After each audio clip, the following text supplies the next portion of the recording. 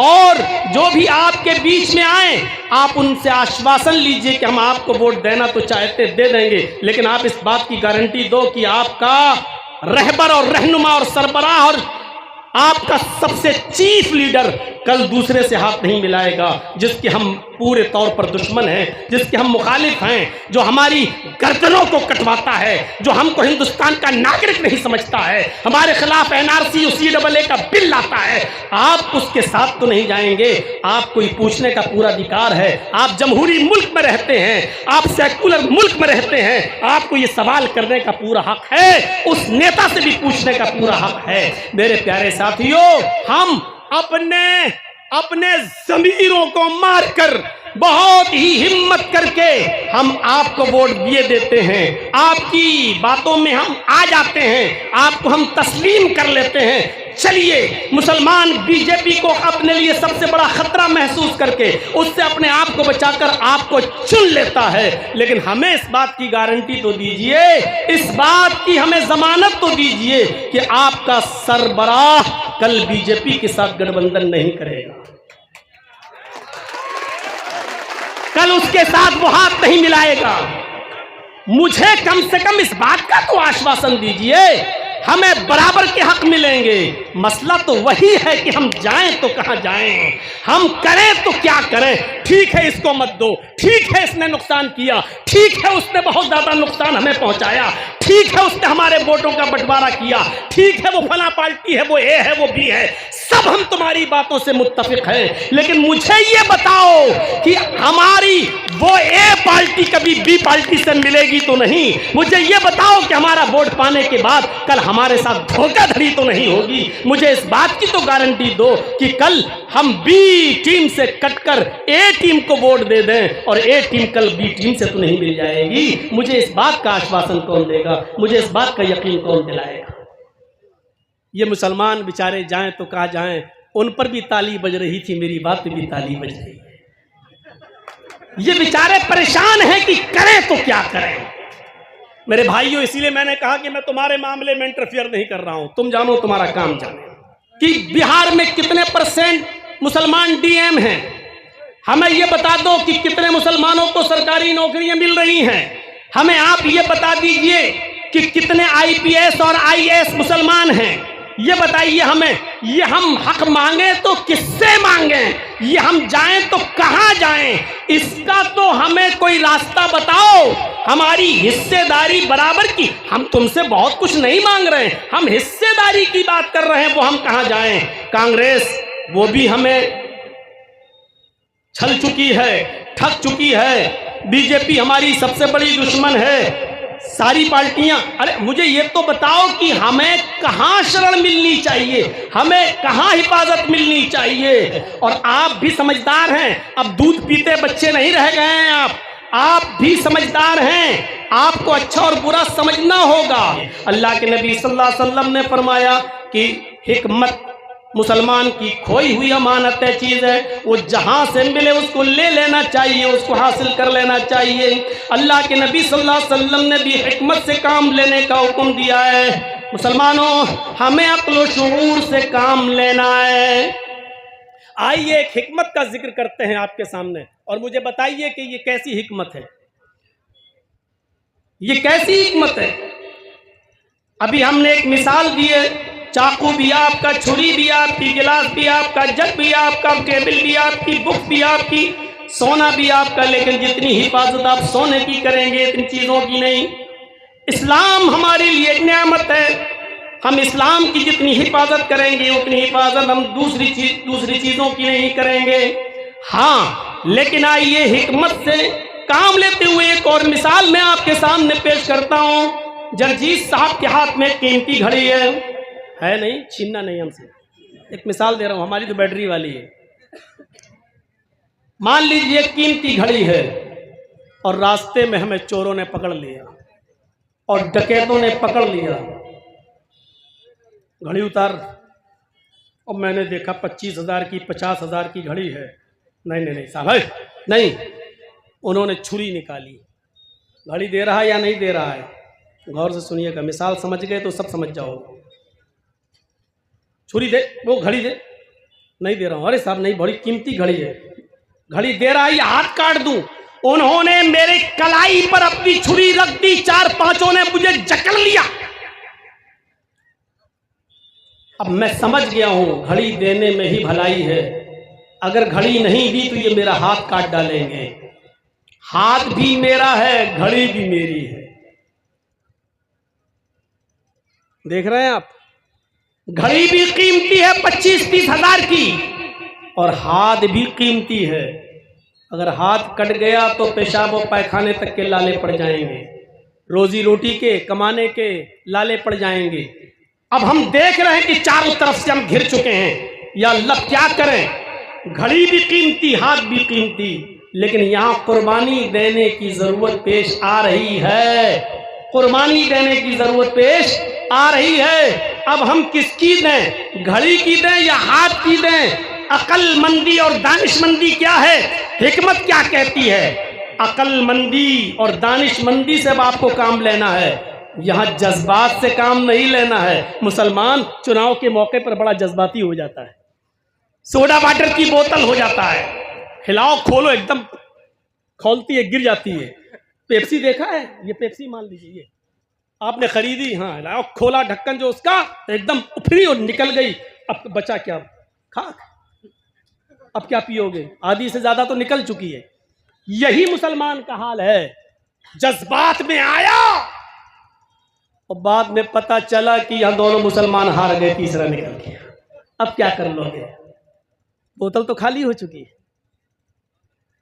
Thums up और Pepsi की बोतल तो खाली हो चुकी है, आपने हिला दिया। अब बाद में अफसोस कर रहे हैं, बहुत बुरा हुआ, काश इसको वोट ना दिया होता तो बहुत अच्छा होता, काश हमारे वोट कटे ना होते तो अच्छा होता। ये सूरत हाल है आज। बाद में अकल आती है, बाद में जैसे चोरी हो जाए, डकैती हो जाए, पुलिस बाद में पहुंचती है, हमें अकल बाद में आती है। हमें क्या करना है, यहां घड़ी को अगर बचाने लगे हम तो घड़ी भी जाएगी और हाथ भी जाएगा। अरे जब वो हाथ ही काट लेगा तो घड़ी भी जाएगी और हाथ भी जाएगा। यहां जज्बात से काम की जरूरत नहीं है, यहां अकल से काम की जरूरत है। और अकल ये कहती है जर्जीस घड़ी दे दे, हाथ बचा ले, हाथ सलामत रहेंगे, मेहनत करेगा, मजदूरी करेगा तो फिर घड़ी कमा लेगा, फिर घड़ी हासिल कर लेगा, फिर घड़ी खरीद लेगा।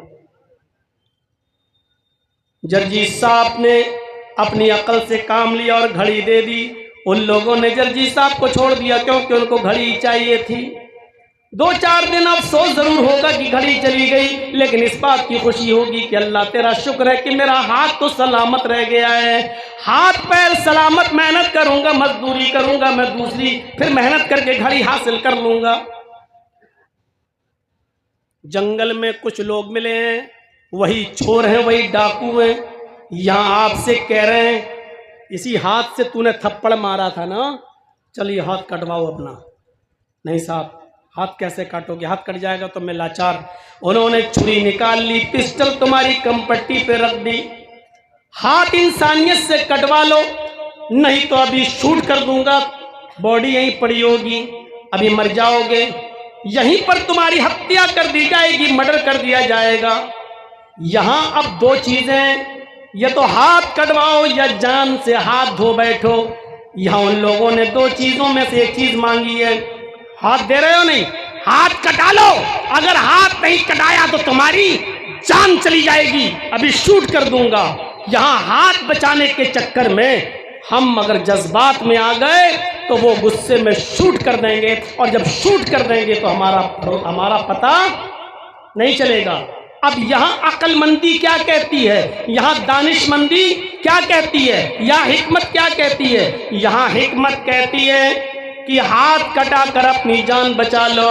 हाथ कट जाएगा, जान सलामत रहेगी, कम से कम अपने बीवी बच्चों का मुंह तो देखते रहोगे, कम से कम अपने बीवी बच्चों के पास तो रहोगे। कम से कम तुम्हारी बीवी अपने हाथ से तुम्हें खाना तो खिला देगी, कम से कम तुम अपने बच्चों को प्यार तो दे सकोगे।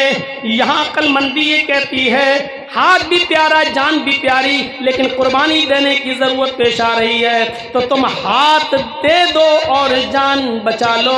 हाथ देकर जान बचाने की कुर्बानी, हाथ दे दो जान बचा लो, ये कुर्बानी दे दोगे तो यही हिकमत है, यही दानिशमंदी है। मेरे भाइयों, आपको भी इंतखाब के मौके पर और इलेक्शन के मौके पर यही हिकमत देखना है, यही दानिशमंदी देखना है। जर्जी साहब, हल तो आप भी नहीं बता रहे हो, हल मेरे पास भी नहीं है, इसलिए कि कोई हमारा है ही नहीं।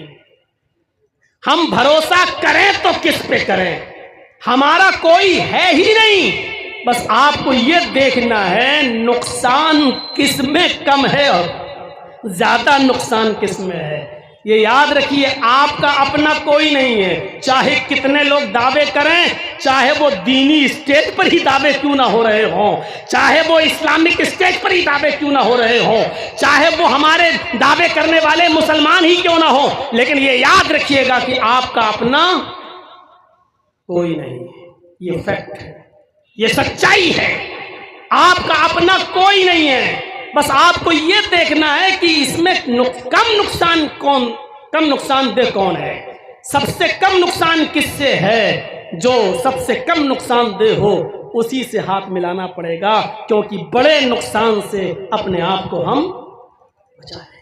जैसे जान जाना बड़ा नुकसान है, हाथ जाना छोटा नुकसान है, हाथ कटा दो जान बचा लो। घड़ी जाना छोटा नुकसान है, हाथ का जाना बड़ा नुकसान है, तो घड़ी देकर हाथ बचा लो।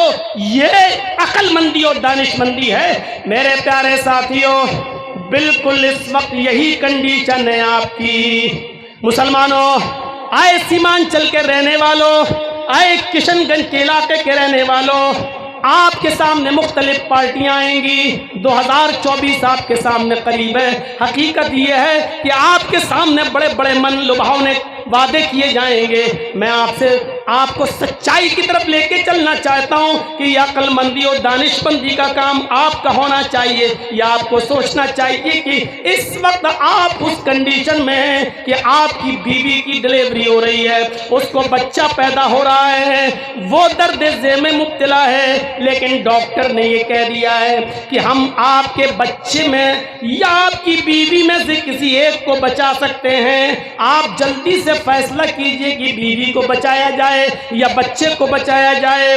बच्चे का जाना भी नुकसानदेह, बीवी को बचाना भी जरूरी। हम चाहते हैं कि बच्चा भी बच जाए लेकिन और बीवी भी बच जाए, लेकिन डॉक्टर ने कहा टाइम कम है, 10 मिनट के अंदर फैसला करो कि बच्चे को बचाया जाए या फिर माँ को, उसकी माँ को बचाया जाए। यहाँ हम इसी कंडीशन के अंदर हैं। एक तरफ ज्यादा नुकसानदेह लोग हैं, एक तरफ कम नुकसानदेह लोग हैं। मेरे भाइयों, ऐसे मौके पर हमें फैसला करना है कि बच्चा जा रहा है तो जाने दिया जाए। बच्चे की माँ को बचाना जरूरी है। अगर बच्चे की माँ बच गई तो बच्चे और भी बाद में आ जाएंगे। जब माँ रहेगी तो बच्चे और भी पैदा हो जाएंगे, लेकिन अगर माँ ही नहीं रही तो बच्चे फिर कैसे होंगे। लिहाजा माँ और बच्चे में से जब किसी एक को बचाने की नौबत आ रही है तो माँ को बचा लिया जाए, और बच्चा जा रहा है तो जाने दिया जाए। मुसलमानों, सीमांचल के रहने वालों, किशनगंज की सरजमीन से कदम पर कदम रखने वालों, याद रखना तुम्हारा ज्यादा नुकसान किस में और कम नुकसान किस में है हमसे बेहतर तुम अच्छी तरीके से जानते हो। हमने उत्तर प्रदेश के अंदर होने वाले चुनाव में भुगता है, हमने देखा है 1,000 और 500 वोटों से हम सीटें हारे हैं। जिसका जिम्मेदार कौन है ये सब हमें मालूम है, सब हम जानते हैं। न ये दिन आज हमें देखना पड़ते, न हमारे वोट करते, न आज हमारे खूनों से इस तरीके से होलियां खेली जाती फरमाती कि जिसका चाहा आपने मर्डर कर दिया और जिसका चाह इनकाउंटर कर दिया, जिसका चाह घर बुलडोजर से जला दिया और चढ़ा दिया उसके घर के ऊपर बुलडोजर। मेरे भाइयों, आज ऐसे दिन हमें नहीं देखना पड़ते।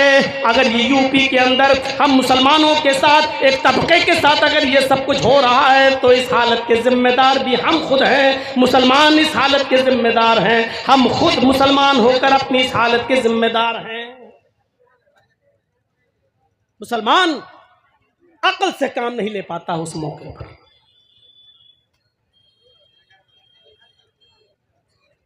आप देख रहे हैं ना, व्यापारी परेशान, मजदूर परेशान, लेबर परेशान, महंगाई इतनी, आप सब देख रहे हैं। लेकिन इसके बावजूद सोशल मीडिया पे आप देखिए कसीदे अब भी गाए जा रहे हैं और ऐसे ऐसे अंधभक्त मिलेंगे जो कहते हैं टमाटर 1000 रुपए किलो हो जाए तब भी खरीद लेंगे। कोई कहता है कि पेट्रोल 2000 रुपए किलो हो जाए तब भी खरीद लेंगे। ऐसे ऐसे लोग मौजूद हैं। यानी इतना सब कुछ होने के बावजूद इत्तेफाक देखिए, इत्तेहाद देखिए, लेकिन हम मुसलमान ऐसे हैं कि हमारे पास अक्ल नाम की चीज नहीं है। जज्बात में आकर हम बहते चले जा रहे हैं। मुसलमानों, हमें जज्बात से नहीं अक्ल व शऊर से काम लेना है, अक्ल व शऊर से। इस्लाम कुर्बानी मांगता है। आइए हम दिखाएं कि हम कौन सी कुर्बानी दिए हैं इस्लाम के लिए। मुझे बताइए आप, इस्लाम तो नाम ही है कुर्बानी देने का। जब हाथ देकर जान बचाना जरूरी है, हाथ दे दो लेकिन जान बचा लो, तो इसका मतलब ये हुआ कि अपने बच्चों को कटवा लो, अपनी बीवी को अगर मरती है तो मर जाने दो, लेकिन इस्लाम रुखसत न होने पाए, इस्लाम तुम्हारे जिस्मों से न निकलने पाए, इस्लाम तुमसे रुखसत न होने पाए। इस्लाम को बचाओ, इसलिए कि इस्लाम दुनिया की सबसे कीमती चीज है जो हमें और आपको मिला है। क्या आपने वो वाक़या नहीं सुना हजरत सुमैया रज़ी अल्लाह ताला अन्हा का? मेरे प्यारे साथियों, सुमैया रज़ी अल्लाह ताला अन्हा का वाक़या आपके सामने होगा। हजरत सुमैया रज़ी अल्लाह ताला अन्हा ने अपनी जान का नजराना दे दिया, लेकिन इस्लाम को हाथ से नहीं जाने दिया। क्या बार बार वाक़यात आपके सामने आएंगे? क्या हमें नहीं मालूम? ये वही सुमैया थी, वही सुमैया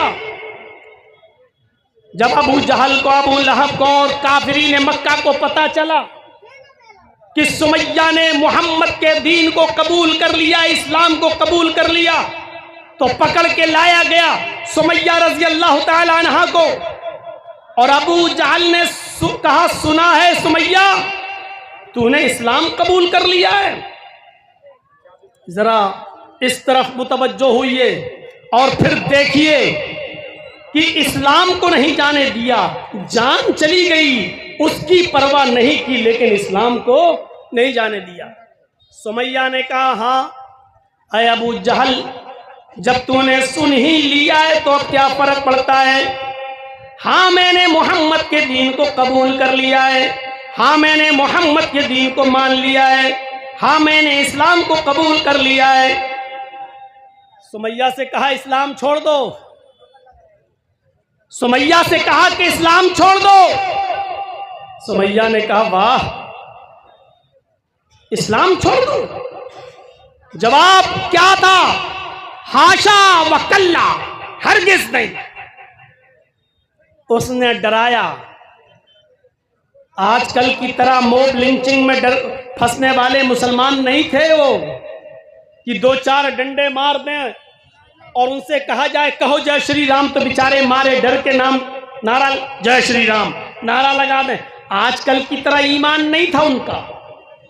कहा नहीं छोड़ेगी इस्लाम, कहा नहीं, बांध दिया, पीछे से हाथ बांध दिए, ऊपर से कपड़ा फाड़ दिया, नीचे से भी कपड़ा फाड़ दिया। तबकात इब्ने साद के अल्फाज हैं। और सुनो मुसलमानों, सियासी और राजनीति बातें आपने बहुत सुन ली हैं, सुनिए। वही सुमैया जिसका कपड़ा फाड़ दिया गया, जिसको बरहना कर दिया गया, अबू जहल ने नेजा उठाया, धारदार नेजा उठाया और वो नेजा लेकर दौड़ता हुआ आया और कहा, सुमैया इस्लाम छोड़ती है या नहीं? उसने कहा, बिल्कुल नहीं। उसने वो नेजा बहुत तेज स्पीड में दौड़ते हुए, लाते हुए, दौड़ते हुए, भागते हुए उस नेजे को लेकर आता है और उसने पूरा का पूरा नेजा हजरत सुमैया की इंदामी निहानी में, वो पूरा का पूरा नेजा हजरत सुमैया की शर्मगाह में दाखिल कर देता है। सुमैया रजी अल्लाह ताला अन्हा की अंदामे निहानी में वो नेजा दाखिल हो गया, इधर से निकाला, उस दाखिल किया और उस पार निकाल दिया। सुनना बहुत आसान है, बहुत आसान है सुनना। सुमैया की शर्मगाह में नेजा दाखिल हुआ और उस तरफ से निकाल दिया गया, पीछे से हाथ बंधे हैं। सुमैया की नजरें आसमान पे गई यूं। उसने जानते हो क्या कहा?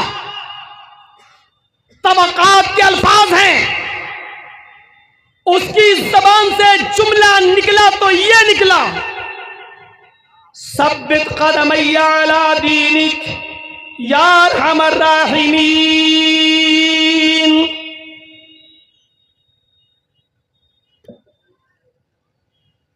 जर्जीज साहब चंद महीनों के लिए जेल में चले गए, दुआ मांगेंगे, अल्लाह मुझे जेल से नजात अता फरमा। आप दुआ मांगेंगे कि जर्जीज साहब की अल्लाह जल्द से जल्द रिहाई फरमा दे। आपकी अपनी दुआएं हैं, मेरी अपनी दुआ है।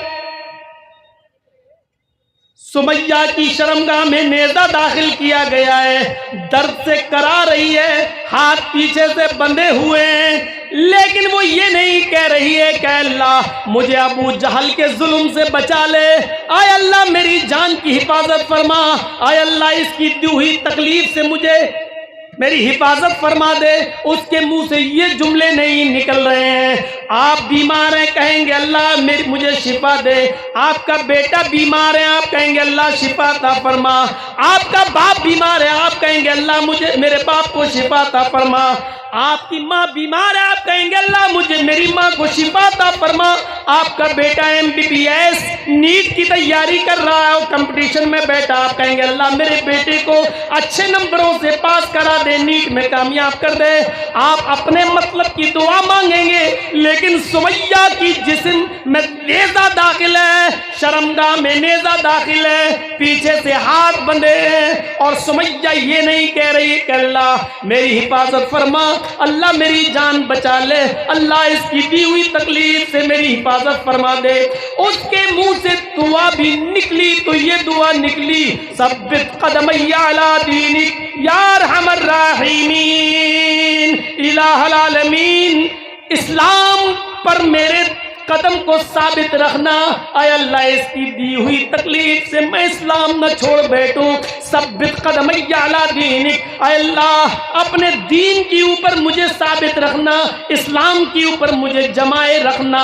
मेरे भाइयों, ऐसे नाजुक मोड़ पर भी वो ये कह रही है अल्लाह मुझसे मेरा इस्लाम न जाने पाए, मुझसे मेरा दीन न जाने पाए, मुझसे मेरा दीन न छूट जाए, कहीं इसकी दी हुई तकलीफ मुझसे मेरा दीन मेरा इस्लाम न छीन लें।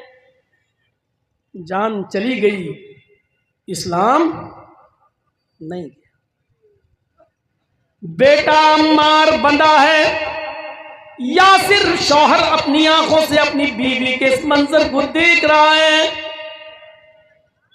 सुमैया ने उनको भी ललकारा, बेटे मैं तुम्हारी मां हूं, तुमने तो मेरी पिस्तान का दूध पिया है, आज अगर मैं तुम्हारे सामने बरहना हूं तो क्या फर्क पड़ता है। मेरे बेटे मैंने तो तुम्हें बचपन में नहलाया है, धुलाया है, तुम्हारी लैट्रीन पेशाब पायखाना तक साफ किया है, आज मैं तुम्हारे सामने बरहना हूं तो कोई बात नहीं। अपने शौहर से कहा, यासिर मैं तो तुम्हारी बीवी हूं, आंखें ढकने की जरूरत नहीं, मुझे जो सजा दी जा रही है उसको अपनी आंखों से देखो, इसलिए कि मेरे बाद तुम्हारा भी नंबर है, मुझे औरत होने की हैसियत से हो सकता है ये हल्की सजा दे, मेरे बाद तुम्हें इससे भी ज्यादा सख्त सजा दे, क्योंकि तुम मर्द हो सकता है तुम्हें मुझसे भी ज्यादा हार्ड पनिशमेंट दिया जाए, सजा दी जाए, इसलिए तुम्हें इस मंजर को देखना होगा। आए अम्मार, आए यासिर, मैं इस दुनिया से रुखसत हो जाऊंगी, परवाह मत करना, यहां नहीं तो जन्नत के दरवाजे पर मैं तुम्हारा इंतजार करूंगी। अबू जहल को गुस्सा आया, उसने 2 ऊंट मंगाए, एक ऊंट इस पैर से बांधा, दूसरा ऊंट इस पैर से बांधा, दूसरा पैर इस ऊंट से बांधा, और दोनों पैर सुमैया के दोनों ऊंट से बांध दिए। तबकात इब्ने साद के अल्फाज हैं, उसने कोड़ा जमीन पर पड़ा हुआ था कि सुमैया जमीन पर पड़ा हुआ ये कोड़ा उठाऊंगा, इन ऊंटों को मारूंगा, एक ऊंट पूरब की तरफ भागेगा, एक ऊंट पश्चिम की तरफ भागेगा, सुमैया तेरे जिस्म के 2 टुकड़े हो जाएंगे। अब बता, मोहम्मद के दीन को, इस्लाम को छोड़ती है या नहीं छोड़ती है? सुमैया की जबान से जो जुमला निकलता है वो जुमला ये, जब अबू जहल ने ये पूछा तो सुमैया ने ऊपर नजरें डाली, आसमान की तरफ। अबू जहल ने कहा, क्या देख रही है आसमान की तरफ?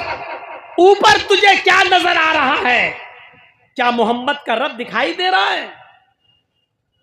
सुमैया ने ऊपर से नीचे नजर डाली और मुस्कुराते हुए अबू जहल के चेहरे पर नजर डालती और कहती है, आए अबू जहल, आए अबू जहल, अगर मेरे हाथ खुले होते तो ये कोड़ा उठाकर मैं तुझे अपने हाथ से दे देती।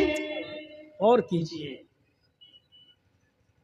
गौर कीजिए, अगर ये हाथ खुले होते मेरे तो ये कोड़ा उठाकर मैं तुझे अपने हाथ से खुद दे देती और कहती कि इन ऊंटों को भगा। सुमैया, तुझे मौत से डर नहीं लगता?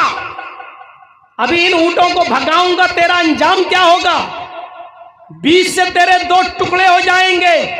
और सुमैया कहती है, अबू जहल, अभी मैंने आसमान पर नजर डाली, अल्लाह की कसम मुझे रब की जन्नत दिखाई दी, जन्नत की नेमतें दिखाई दी।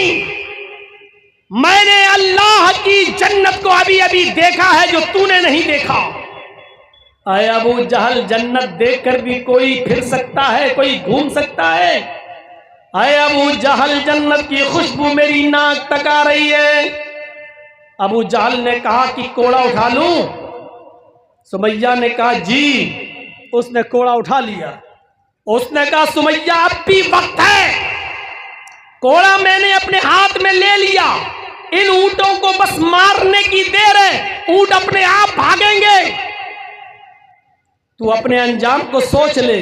और सुमैया फिर से मुस्कुरा कर कहती, अबू जहल, मुझे जन्नत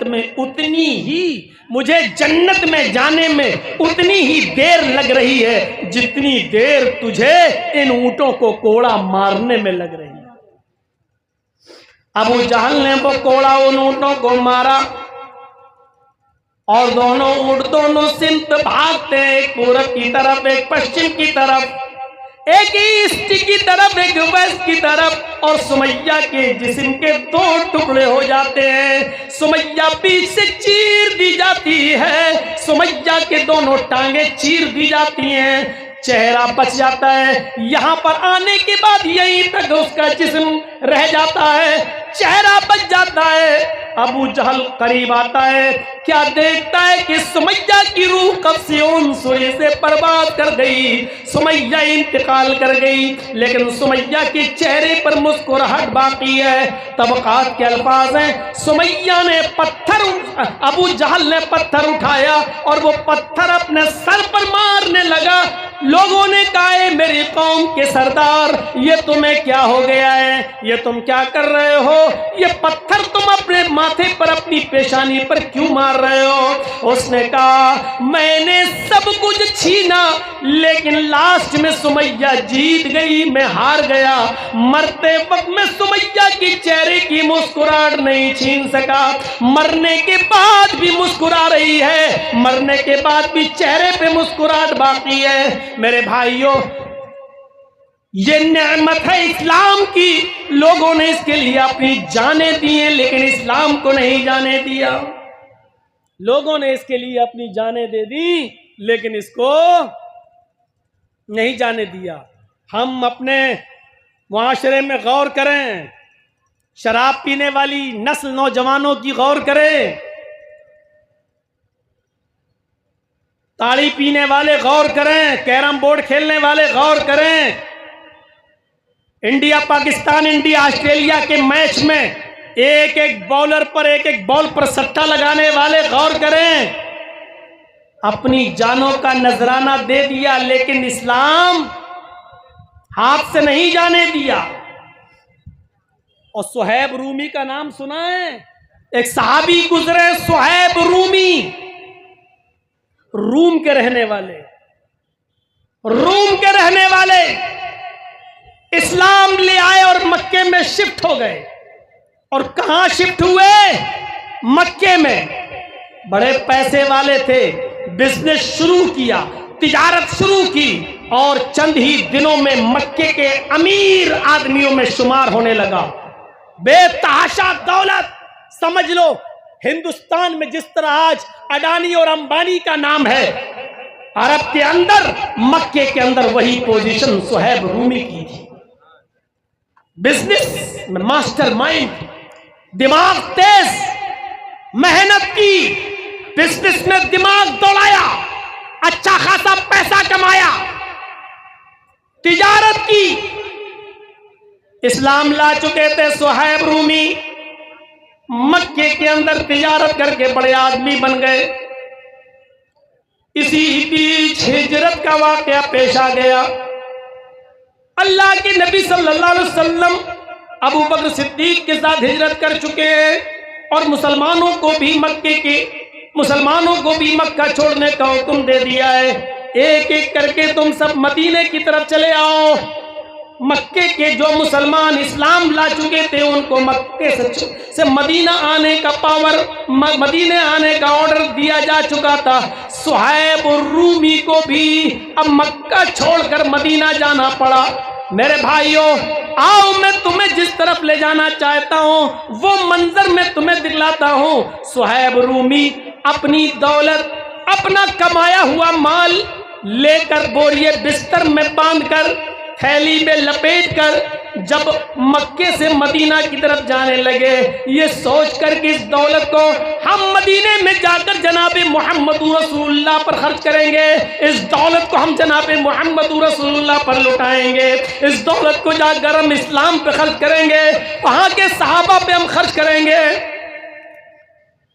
जैसे ही मदीने जाने के लिए तैयार हुए, घोड़ा तैयार किया, सवारी तैयार की, मक्के के लोगों ने, मक्के के काफिरों ने, मक्के के कुरैशियों ने घेर लिया। अरे सुहैब, कहां जा रहे हो? कहा मदीने जा रहा हूं। जाओ, मुबारक हो मदीने जाना, तुमने फैसला कर लिया है तो हम कौन होते हैं रोकने वाले? जाओ मदीना। लेकिन ये बताओ थैली में क्या है, पोडरी में क्या है? जवाब दिया, इस पोडरी के अंदर मेरी मेहनत की कमाई है। कहा तुम तो जब रूम से आए थे तो क्या लेकर आए थे? कहा कुछ नहीं, मां बाप ने इस्लाम लाने के जुर्म में सब छीन लिया था, मैं खाली हाथ आया था मक्के में। कहा कि ये सारी दौलत तुमने मक्के में कमाई है ना? कि हाँ। यहां से बिजनेस करके कमाई है ना? हाँ। हमारे भाइयों के साथ मिलके कमाया है ना? हाँ। तो फिर इस दौलत को, इस माल को हम तुम्हें मदीने में नहीं ले जाने देंगे, क्योंकि ये मक्के से कमाई हुई कमाई है, ये मक्के की बिजनेस की बरकत है जो तुम अपने साथ लेके जा रहे हो। मेहनत मक्के में करो, कमाओ मक्के में और अपनी मेहनत की कमाई लेकर जाओगे मक्के से मदीना, ये नहीं हो सकता है। अगर मदीने जाना है तो अपनी जिंदगी भर की कमाई, अपनी पूरी मेहनत की कमाई को छोड़ दो, मक्के हमारे हवाले करो। अब बोलो, कमाई छोड़ोगे या मदीने जाओगे? सोचा था लुच्चर पुच्चर ईमान होगा, इतनी मेहनत की कमाई और गाड़ी कमाई वो नहीं छोड़ेगा, इसलिए वो खुद भी नहीं जाएगा और दूसरों को भी नहीं जाने देगा। कहा बोलो, कमाई छोड़ते हो या मोहम्मद का दीन? कहते हैं नादानो, क्या जवाब था?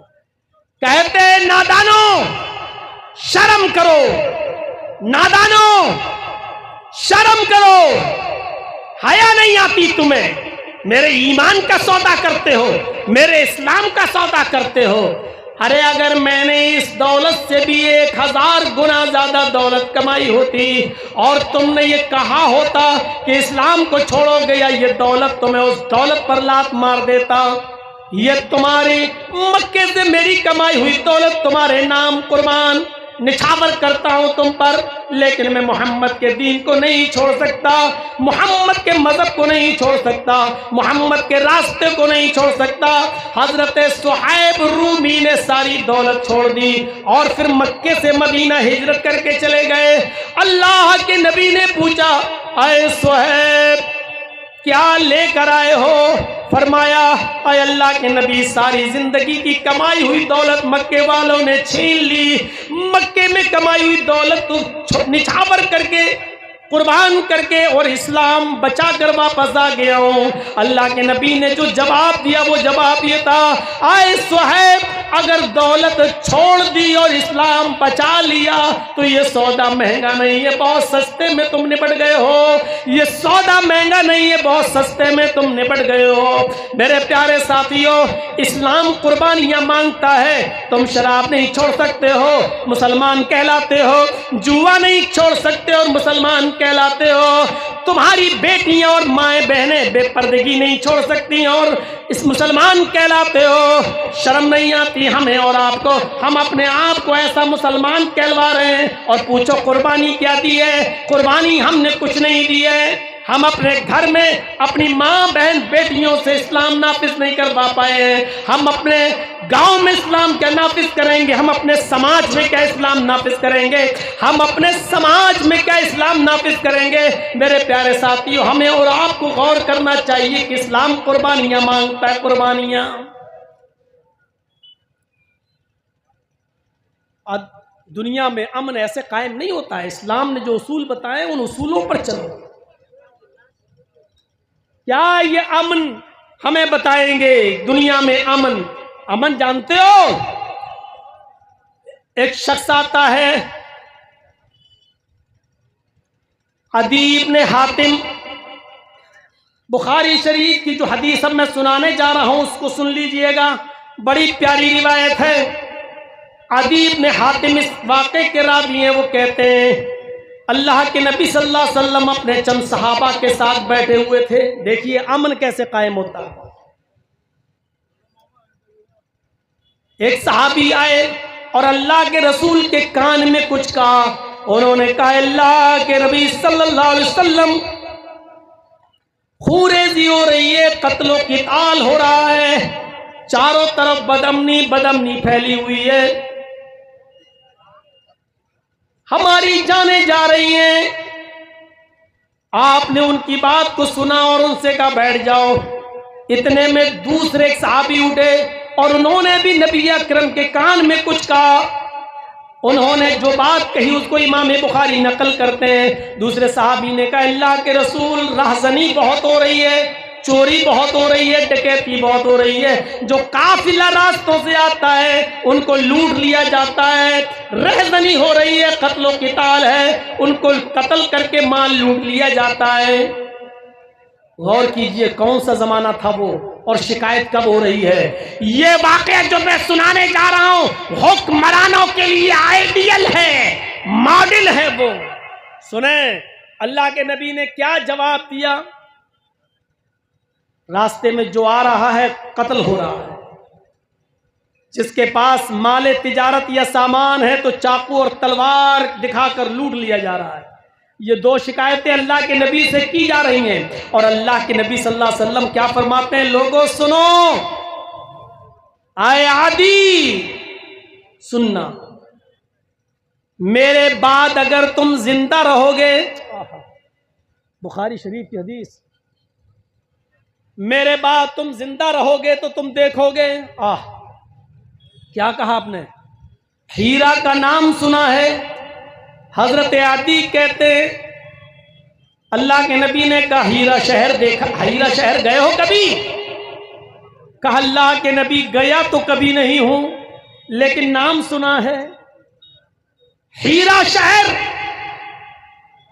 अल्लाह के नबी ने कहा हीरा शहर से एक औरत अकेले चलेगी, जुल्म करने वाले हुक्मरान और लीडर सुने, इंसानों के खून को गाजर और मूली की तरह उनके जिस्मों को काटने वाले लीडर और हुक्मरान सुने, और अदल और इंसाफ और अमन व अमान कैसे कायम होता है सीखें जनाब मोहम्मद रसूलुल्लाह सल्लल्लाहु अलैहि वसल्लम से। एक औरत हीरा शहर से अकेली चलेगी और मक्के तक आएगी, उसके साथ कोई नहीं होगा, वो अकेले आएगी, वो मक्का शहर में आएगी, खाने काबा का तवाफ करेगी, सफा मरवा की सई करेगी, खाने काबा का तवाफ करेगी, सफा मरवा की सई करेगी और सीधे अपनी सवारी पर बैठकर हीरा शहर वापस चली जाएगी।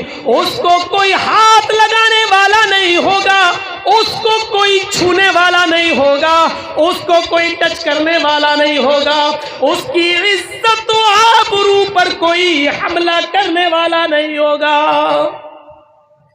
ये अल्लाह के नबी कब कह रहे हैं? जब लोगों की गर्दनें काटी जा रही हैं, औरतों की इज्जत व आबरू की हिफाजत नहीं है। कहा कि एक औरत को तुम देखोगे हीरा शहर से अकेले चलेगी, मक्के में आएगी, तवाफ करेगी, सफा मरवा के चक्कर लगाएगी और अपनी सवारी पर बैठकर हीरा चली जाएगी, कोई भी शख्स उसको टच करने वाला नहीं होगा।